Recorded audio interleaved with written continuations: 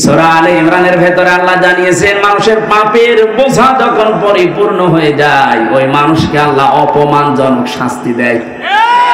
এই আয়াতটা যে কত বাস্তব তার প্রমাণ এই কালামানিক। কলার পাতায় শুইয়েছে আল্লাহ, অথচ সুপ্রিম কোর্টের বিচারপতি, এমনকি ওর বিসিও উড়ে গেছে। ওর এখন বল টেকে কিনা আল্লাহ জানে, কারণ বিসি না থাকলে থাকবে। ওই দেখেন কোর্টের পাচ্ছে। বাকিগুলোর অপমানের কথা নাই বললাম, তাদের যে চরিত্র শয়তান পর্যন্ত অত নিচে নামে নাই, ওদের যা এখন ভিডিও ক্লিপ বের হচ্ছে। মানুষ আল্লাহ ঠিক যেন পুরাটা উল্টিয়ে দিয়েছে।